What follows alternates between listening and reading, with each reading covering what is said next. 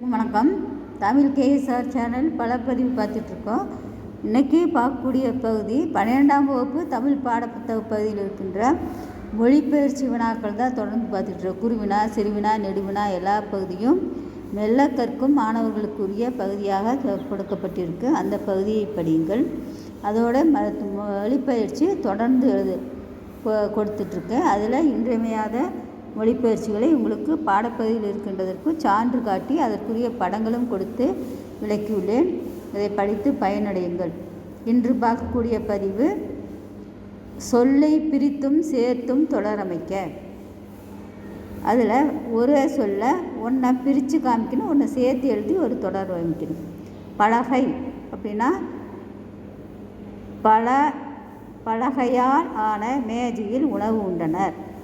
அதை பிரிக்கும் பொழுது பல கூட்டல் கைகள், பல கைகள் ஒன்றிணைந்து வெற்றியை தமதாக்கின.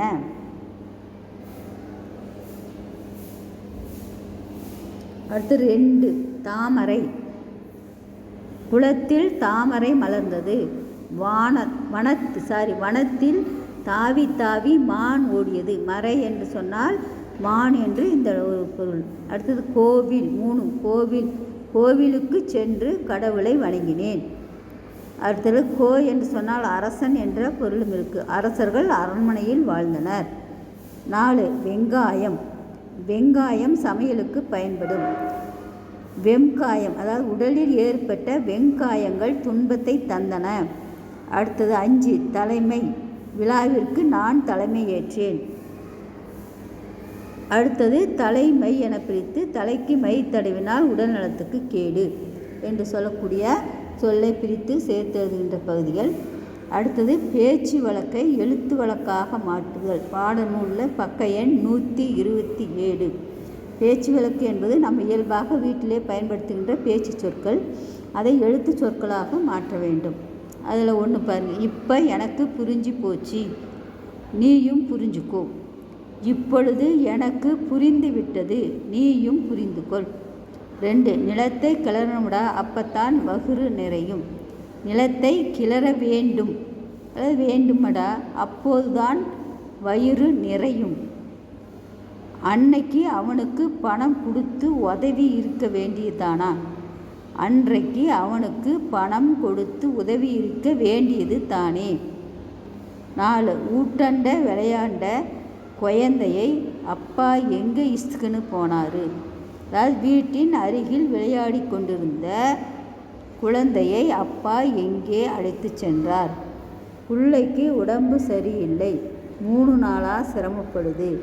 குழந்தைக்கு உடம்பு சரியில்லை, 3 நாட்களாக சிரமப்படுகிறது.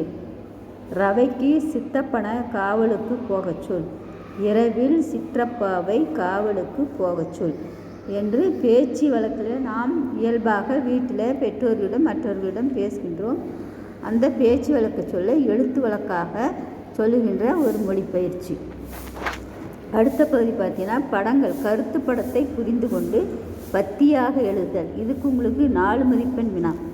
பாடநூலில் 127ஆம் பக்கம். அதில் சங்க இலக்கியங்களை 10 பாட்டு 8 தொகை என்று சொல்லக்கூடிய நூல்களை 2 கட்டங்களாக பிரித்துப்படுவது. 8 தொகை 8 நூல்கள் அடங்கிய தொகுப்பு. 10 பாட்டு என்பது 10 நூல்கள் அடங்கிய தொகுப்பு. இந்த பகுதியை கட்டமிட்டு உங்களுக்கு வினாத்தாளில் கொடுக்கப்படும். இதனுடைய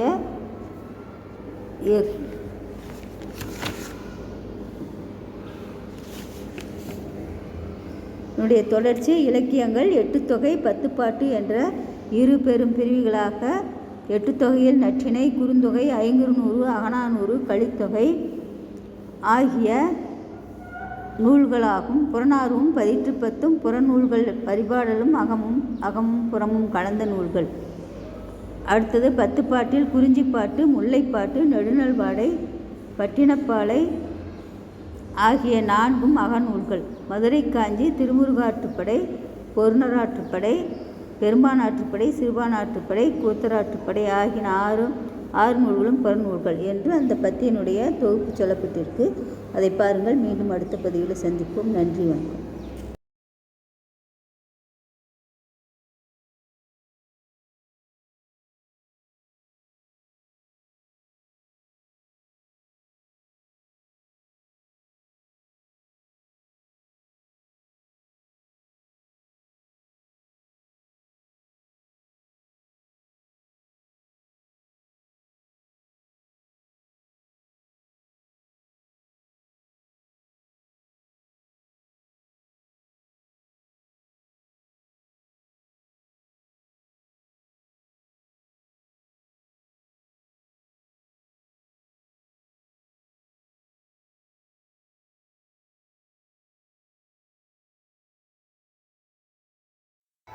12ஆம் வகுப்பு மொழிப்பயிற்சியும் அதற்குரிய படங்களும் பார்த்துட்ருக்கோம்.